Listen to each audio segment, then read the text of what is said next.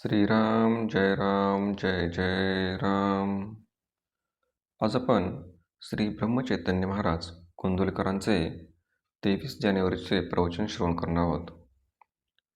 यात ते नामस्मरण रूपी शेताची मशागत याबद्दल मार्गदर्शन करतात. श्रीराम जय राम जय जय राम. नामस्मरण रूपी शेतात उत्तम पीक येण्यासाठी प्रथमतः सदाचरणाची आवश्यकता आहे. सदाचरण हे शेताचे रक्षण करण्याकरिता लागणाऱ्या कुंपणासारखे आहे, म्हणून त्याचे महत्त्व आहे. दुसरी गोष्ट शुद्ध अंतःकरण. शुद्ध अंतःकरण म्हणजे उत्तम काळी भुसभुशीत जमीन. या जमिनीमधले दगड, हरळी वगैरे काढून ती साफ करावी. म्हणजेच अंतःकरणात कोणाबद्दलही द्वेष, मत्सर वगैरे ठेवू नये. शुद्ध अंतःकरणानंतरनं नामस्मरणाचे महत्त्व आहे. नामस्मरण हे त्या जमिनीतील पेरण्याचे बीज आहे. हे बी किडके नसावे, म्हणजे नाम सकाम नसावे. उत्तम बीज म्हणजे नामाकरिताच नाम हे आहे. त्यानंतरनं तीर्थयात्रा, संतांचे आशीर्वाद यांची कृपादृष्टी यांची आवश्यकता आहे.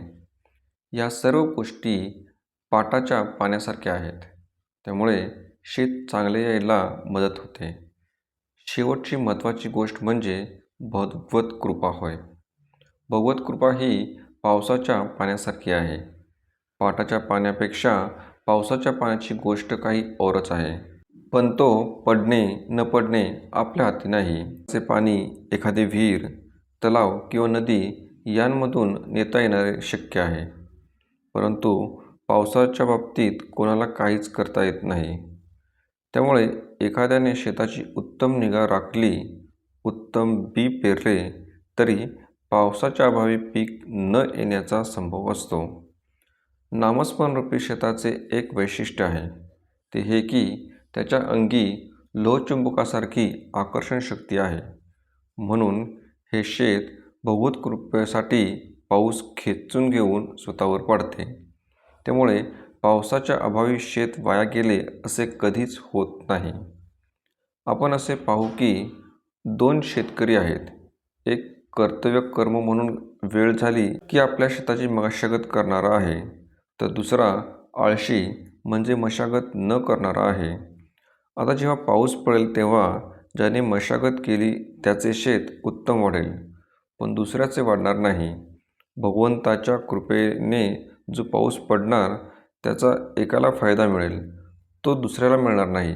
म्हणजे जो नियम प्रपंचात लागू तोच नियम परमार्थात लागू.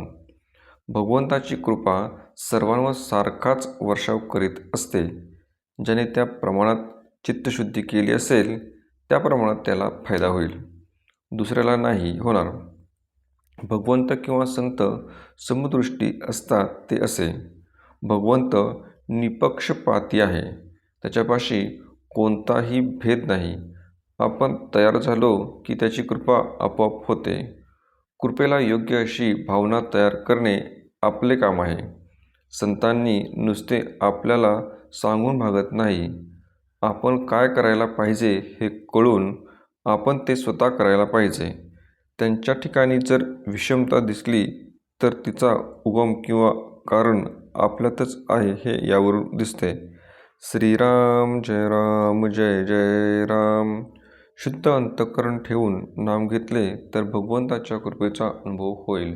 श्रीराम जय राम जय जय राम.